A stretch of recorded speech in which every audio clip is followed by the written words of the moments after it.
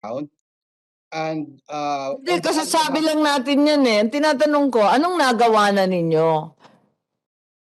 So far, you're just patrolling and you consider that adequate maritime domain awareness. Basta nagpapatrol lang kayo. Hindi, kasi, ang akin kasi, andyan yung Chinese Coast Guard. Bawal bang kausapin din sila? No, Madam Chair. I think operationally, Madam But Chair. have you initiated any talks with your counterparts in the PRC Coast Guard?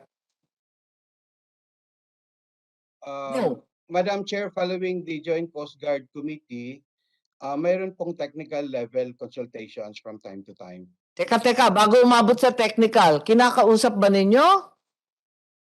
Just on a Coast Guard to Coast Guard basis? Wala bang technical, tsaka na yun. Magkasundo muna na kaibigan pala tayo.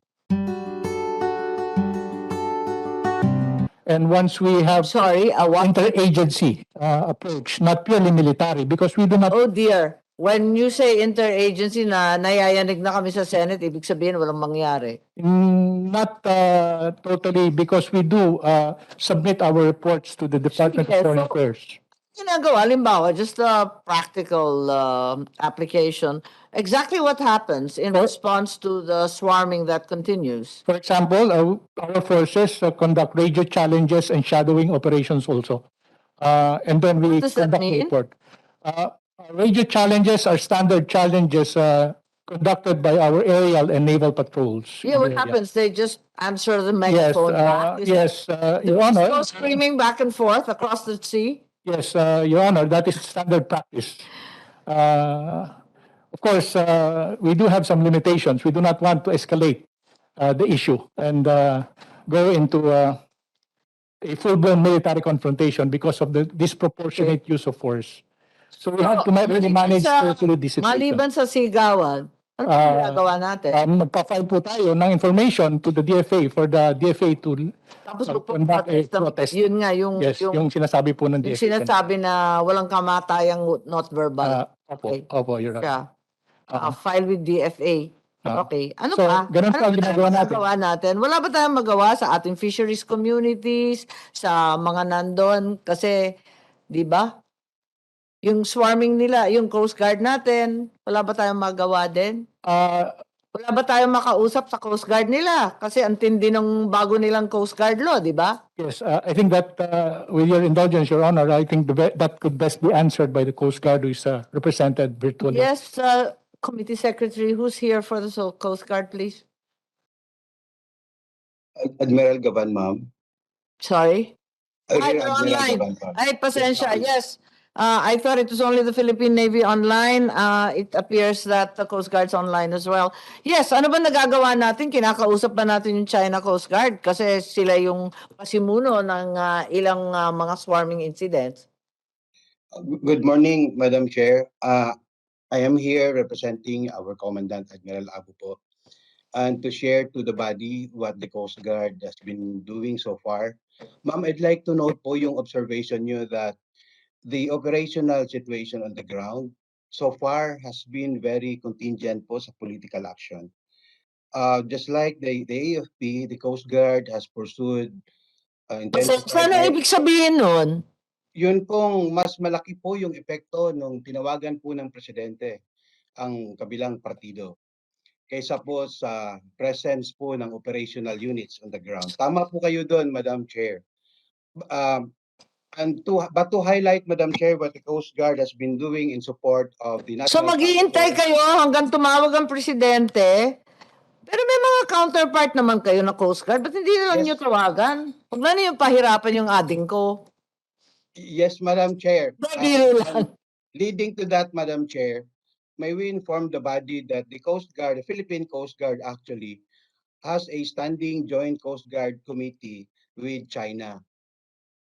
Medyo hindi lang po siya masyadong naging active during the latter part of the previous administration. Yes. No, I'm just curious. Why don't you meet? Why don't you become buddies? Why don't you hold hands?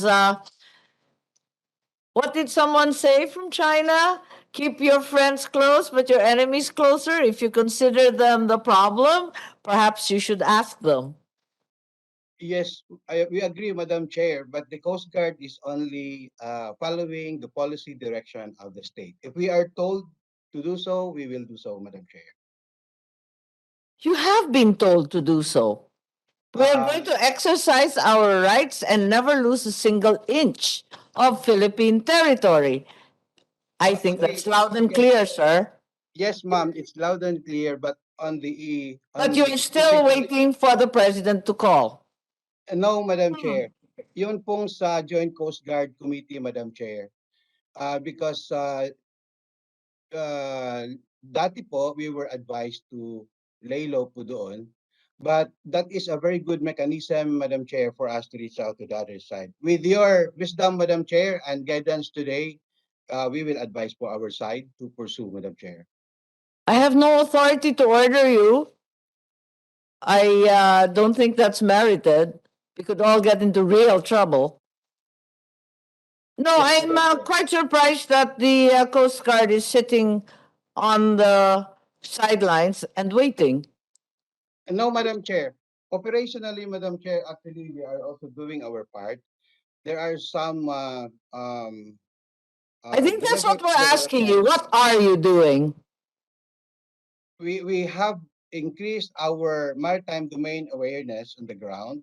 We have increased our patrols, and on the reaching out of the other to the other side, Madam Chair, actually, meron po kaming ginagawa aside from sa China.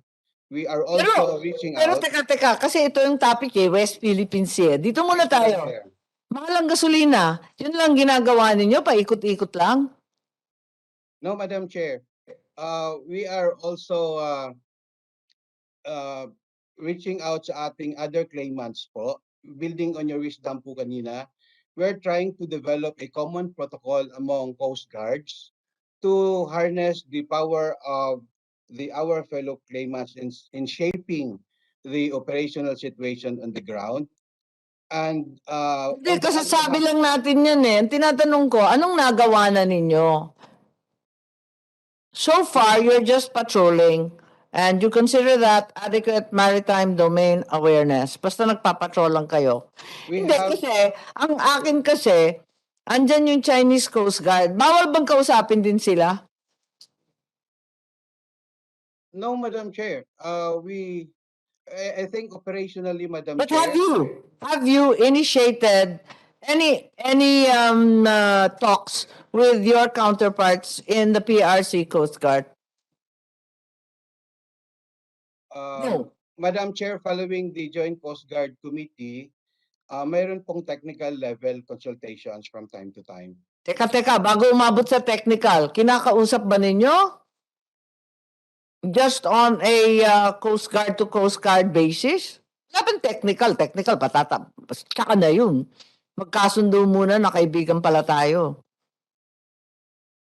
The I think that issue, Madam Chair, I'd like to, if I may be allowed, to refer to our intelligence community, Madam Chair.